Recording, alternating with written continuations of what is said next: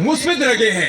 فرمایا جب ان دونوں کو مسل کرو گے، وضو کرو گے، ان کا تعلق تمہارے دماغ کے ساتھ ہے، تمہارے جگر کے ساتھ ہے، تمہارے دل کے ساتھ ہے۔ جب بندہ وضو کرتا ہے انسان کے دماغ کو بھی تقویت ملتی ہے، انسان کے دل کو بھی تقویت ملتی ہے، انسان کے جگر کو بھی تقویت ملتی ہے۔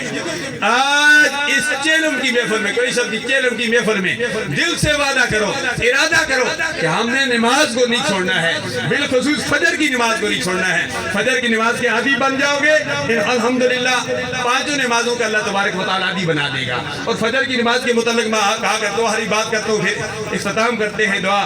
تو فجر کی نماز کے متعلق سرکار نے فرمایا جب بندہ رات کو سوتا ہے شیطان اس کی گدی میں 3 گرہ لگا دیتا ہے۔ جب بندہ صبح اٹھتا ہے یا اللہ تیرا شکر ہے تو نے مجھ مرنے کے بعد زندہ کر دیا، ایک گرہ کھل جاتی ہے۔ جب وضو کرتا ہے دوسری گرہ کھل جاتی ہے۔ جب فجر کی نماز پڑھتا ہے تو اس کی تیسری گرہ بھی کھل جاتی ہے۔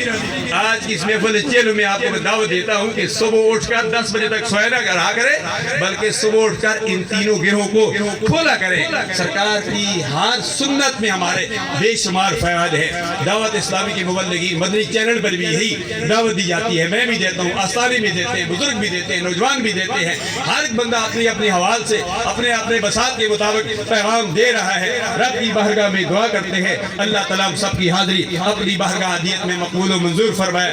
یا الہ العالمین، ہم خاتمہ اس دعا پر کرتے ہیں، اور دعا سے پہلے میں شعر پڑھتا ہوں۔ لے یارو حوالے رب دے میلے چاروں دناں دے، تو اس دن عید مبارک ہو سی جس دن پھر ملیں گے۔